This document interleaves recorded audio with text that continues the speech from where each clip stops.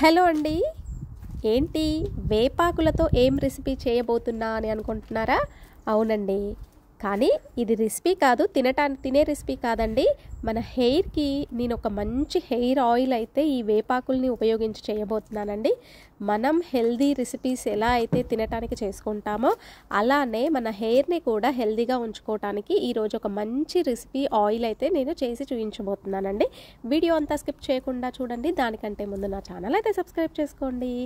మనం వేపాకులన్నిటినీ కూడా శుభ్రంగా ఇలా వీడియోలో చూపించిన విధంగా అయితే మంచిగా వాష్ చేసుకోవాలండి.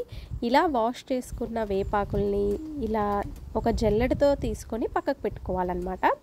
ఎందుకంటే ఆ వాటర్ అంతా పోయాక ఆకుల్ని మిక్సీ జార్లో వేసుకొని కొంచెం దీంట్లో కొబ్బరి నూనె వేసి అయితే బాగా మెత్తగా పేస్ట్ చేసుకోవాలండి. నేను దీంట్లో వాటర్ యాడ్ చేయట్లేదు, కొబ్బరి నూనెనే యాడ్ చేస్తున్నానండి. అది ఆకులకి మెత్తగా అయ్యి మిక్సీ అవ్వటానికి మెత్తగా పేస్ట్ లాగా, దానికోసం అయితే ఆయిల్ యాడ్ చేస్తున్నాను. కొబ్బరి నూనెని మీరు ఒక 2-3 టేబుల్ స్పూన్ల కొబ్బరి నూనె అయితే యాడ్ చేసుకోవచ్చు. మెత్తగా పేస్ట్ చేసుకోవాలి. ఇప్పుడు ఒక బాండీ పెట్టుకొని దాంట్లో మీరు ఎంత ఆయిల్ కావాలి అనుకుంటున్నారో వేపాకులను బట్టి, మీరు ఎక్కువ వేపాకు తీసుకుంటేనేమో ఆయిల్ ఎక్కువ తీసుకోండి, తక్కువ వేపాకులు తీసుకుంటే దానికి తగ్గట్టుగా కొబ్బరి నూనెను అయితే తీసుకొని ఒక బాండీలో తీసుకొని ఆయిల్ని వేడి చేసుకోండి. ఇప్పుడు మిక్సీలో మెత్తగా పేస్ట్ చేసుకున్న ఆ వేపాకు పేస్ట్ని ఈ ఆయిల్లో అయితే బాండీలోని ఆయిల్లో వేసి బాగా మరిగించుకోవాలండి. స్టార్టింగ్లో హై ఫ్లేమ్లో ఉంచి తర్వాత అయితే మీడియం ఫ్లేమ్లో ఉంచి మరిగించుకోవాలండి. లేకపోతే మొత్తం కూడా ప్రాసెస్ అంతా హై ఫ్లేమ్లో ఉంచితే అయితే తొందరగా మాడిపోతుంది.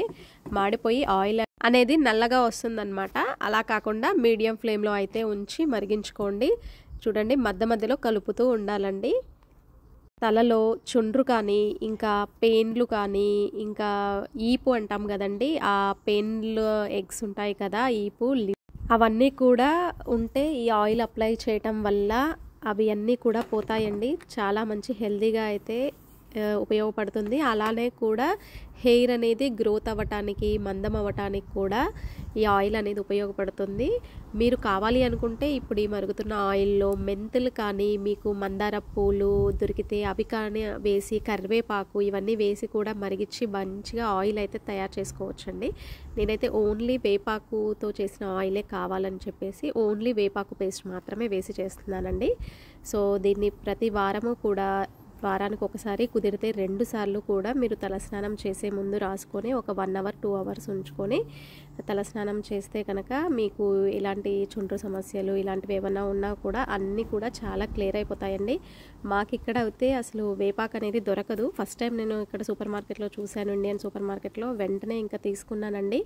సో అందుకే ఏది కూడా పోకుండా చాలా జాగ్రత్తగా అయితే వాడాను. చూడండి, ఆ వేపాకు రసమంతా కూడా ఆయిల్లోకి వచ్చేసింది. కలర్ కూడా చూడండి, థిక్ గ్రీన్ కలర్లోకి అయితే మారిందండి. ఇప్పుడు మీరు దీన్ని చల్లారిన తర్వాత మనము టీ వడపోసేది ఉంటుంది కదా, అలా ఏదైనా వడపోసేది ఉంటే కనుక దాంతో మీరు ఒక గాజు బాటిల్లో కానీ, ఒక ప్లాస్టిక్ డబ్బాలో కానీ స్టోర్ చేసుకోవచ్చండి. సో గాజు బాటిల్, డబ్బా కానీ ఇలాంటి తడి లేకుండా మంచిగా పొడిగా క్లీన్ చేసుకున్నాకే దాంట్లో పోసుకోండి. ఎందుకంటే ఎక్కువ రోజులు నిల్వ ఉంచుకుంటాం కదా, అందులోటి మనం ఇంత కష్టపడి చేసుకున్నాం కదా, అలా తడి ఏదైనా ఉంటే కనుక తొందరగా ఖరాబ్ అయ్యే ఛాన్స్ అయితే ఉంటుంది. సో అందుకే నీట్గా శుభ్రంగా ఉన్న గాజు బాటిల్లో అయితే స్టోర్ చేసుకోండి. నాకు ఆల్మోస్ట్ హాఫ్ బాటిల్ పైనే వచ్చిందండి.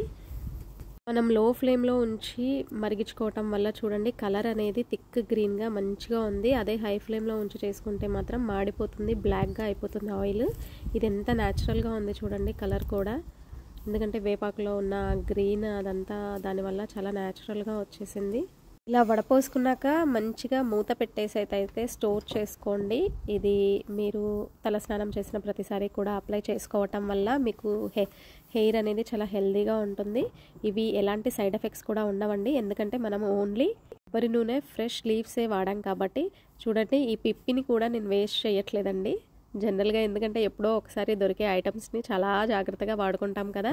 సో నేను ఆల్రెడీ మార్నింగ్ మెంతుపిండి ఇంకా ఉసిరిపిండి కలిపి పేస్ట్ చేసి పెట్టానండి పెరుగులో, ఎందుకంటే అది అప్లై చేద్దామని పిల్లలకి.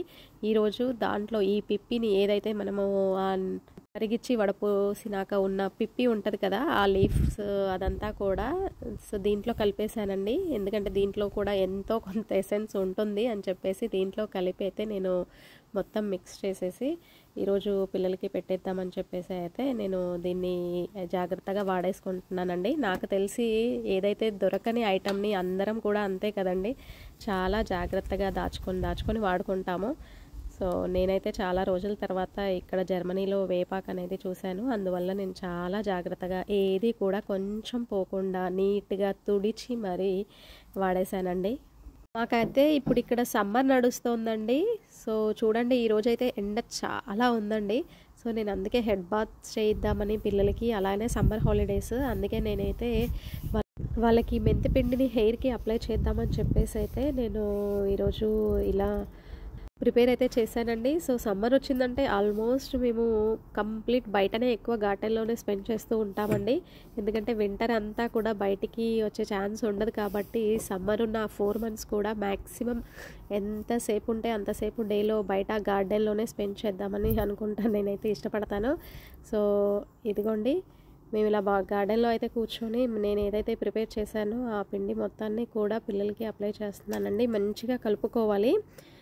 ఇలా మెత్తగా పేస్ట్ లాగా అయితే కలుపుకున్నాను. ఎలాగో నేను పొడే తీసుకున్నాను కాబట్టి బాగా లంప్స్ లేకుండా అయితే కలిపేసుకున్నాను.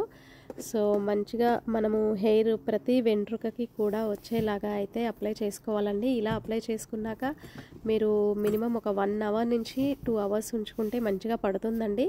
తర్వాత హెడ్ బాత్ చేసేస్తే చాలా ఫ్రెష్గా ఉంటుంది. హెయిర్ కూడా ఒక రోజంతా కూడా మంచి స్మెల్తో ఉంటుందండి. ఆ మెంతిపిండి, ఉసిరిపిండి, నీమ్, అది వేపాకు, ఇవన్నీ కూడా వాటి ఫ్లేవర్స్ అనేవి డే అంతా